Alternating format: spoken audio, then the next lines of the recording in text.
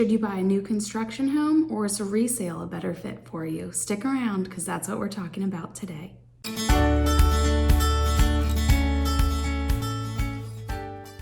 So of course I have like a 30-minute window to record this before my kids go insane and my neighbor's yard crew just showed up, so apologize for the noise in the back. So first we'll just cover some of the obvious pros of building a new construction home. So obviously it's going to be completely clean. No one else has lived there, so you don't have to worry about any deep cleaning or anything crazy like that.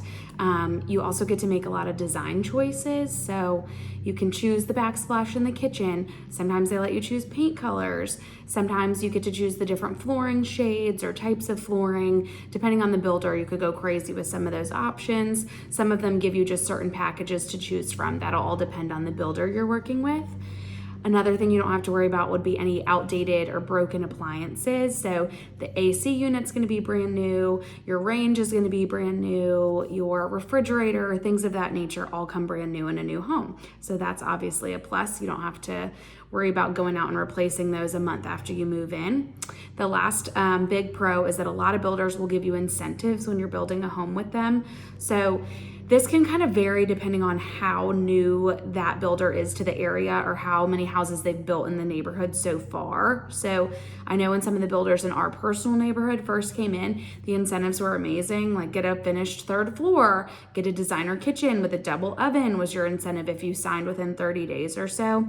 By the time they get to the end of that period where they only have a few lots left or houses are selling really quickly, the incentives start to lower and become a little less exciting. So maybe it's $1,000 in closing costs, or they'll buy your refrigerator if the house normally doesn't come with it, things of that nature. But again, that'll depend on the builder. So you got to work with your realtor to just kind of negotiate with them on how exciting you can get your incentives to be for that new neighborhood. For the cons of a new construction home, most notably is going to be the price. You're typically always going to pay more for a new construction home compared to a resale in the same neighborhood or the same area. That's to be expected. You're getting everything brand new. You're choosing a lot of the features, so it's going to come at a higher price.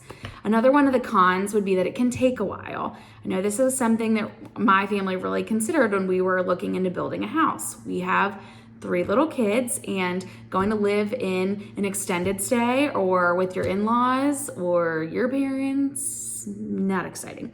So you got to consider the lead time. In our area, it's typically about 6 months to go under contract, start selecting all of your finishes to when you can close and move in on the home, which if you're renting somewhere could be wonderful because you could stay in your rental and then end your rental contract when you move into the new house. That would be perfect. If you have a home to sell, it definitely gets a little bit more challenging depending on your debt to income ratio and who you're getting your mortgage through. Some of them will require that you sell your current house before you start paying on the new house or before you sign and go under contract on the new house. So that could leave you essentially looking for a place to live for 6 to 9 months, depending on how long this build's gonna take.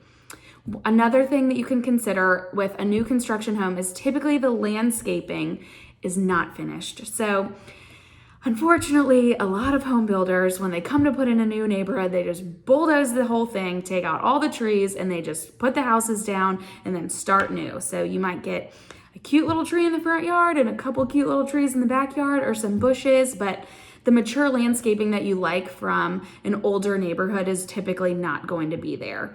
I didn't really think about this when we were looking at building our new house. I think I was so focused on the shiny new kitchen and all the finishes I was choosing, but my husband really pointed it out that when we would drive through the older sections of the neighborhood or older neighborhoods, he would always comment about how the trees were so beautiful, everyone's yards looked so nice and lush, and bushes had time to mature and things of that nature. And in the newer section, there were no trees, so it was typically bushes separating the houses or a fence line, but not going to get the greenery that separates the yards like you do with an older home or a resale home that's even just a few years old. One more big thing that people kind of forget about when you're building a new home is that there can be a lot of secret costs.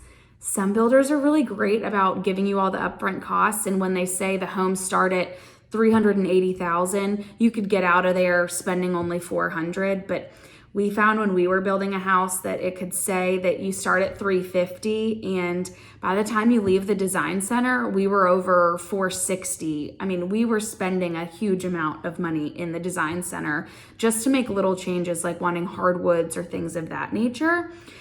They told us in the design center to account for 20 to 25% additional in design center upgrades, which that blew my mind. We kind of thought maybe you were spending $10,000 to $15,000 on if you wanted upgraded trim or a different flooring, things of that nature. But that is a huge cost that a lot of people don't consider when you go into that model home and they tell you the starting price and you're so excited that you can afford it.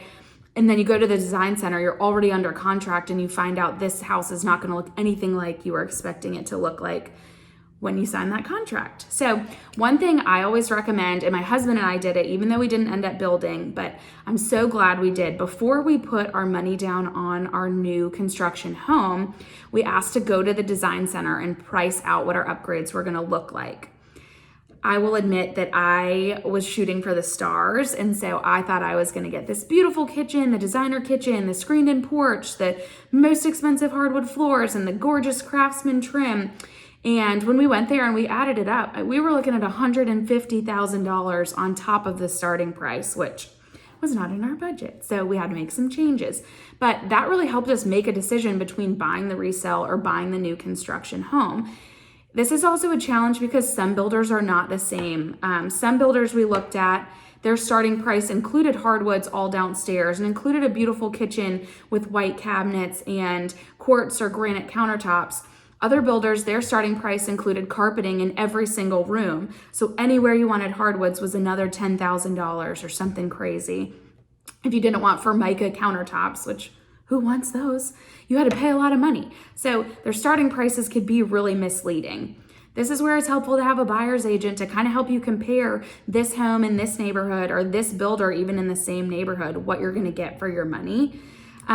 There's also an option where you could do a spec home. So that's something you could consider if you really like the brand new home, but you don't want to wait 6 months or have to make all the decisions. If that overwhelms you, you can find a lot of builders building out neighborhoods. Well, they will build a brand new home, but they choose the design features and you can still live in it, be the first person to buy it, but you don't have to go through the 9-month lead time. It could be closer to 2 to 3 months. So something to consider there if you're on a tighter timeline. Quickly, I'll just run through the pros and cons of buying a resale home. So obviously, you're gonna spend less money typically buying the resale home, all things considered, the new home and the resale. If we're talking similar square footage, similar features, the resale is almost always less expensive. They also will typically have like curtain rods, plantation shutters, or blinds, things of that nature will already be installed into the house. Those are costs that we don't always think about when buying the new home. Remember, I was shocked at how expensive shutters were. Luckily, this house came with plantation shutters, so I saved myself a lot of money there, but blinds are a lot more expensive than I realized. Another thing was going back to that mature landscaping. Your resale home's typically gonna have the bigger trees, the lush gardens, just a little more developed, nicer grass, and maybe been cared for, things of that nature. All benefits when you buy the resale. The cons are going to be that the house probably has a little bit of wear and tear. It's not brand new, so we expect that. But I have 3 little kids that are going to destroy my house anyway, so I wasn't really worried that the floors had a couple scratches on them. But if you are single or you're just a couple, you haven't had kids yet, and the wear and tear on the house is going to bother you, that's something to consider. Maybe new construction is more your fit. It's brand new. No one's scratched up the walls. No one's scratched up the floors. There's no pets or anything that have messed with the house yet. One more thing is the outdated appliances. A lot of resales, they don't go and replace the HVAC unit before they sell the house. If it's in good working order, they're gonna leave it. So make sure when you do that home inspection, you're kind of figuring out the timeline that you have left on that HVAC unit, or purchase a home warranty to help cover you there. The last thing will be that you're gonna have to deal with the previous owner's design choices. Sometimes that means interesting wallpaper. Sometimes that's bizarre kitchen cabinet designs. Usually it's just paint.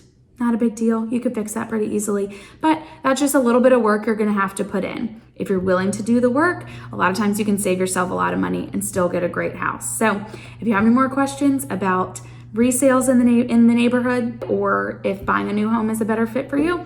Leave a comment, let me know. Thanks for watching.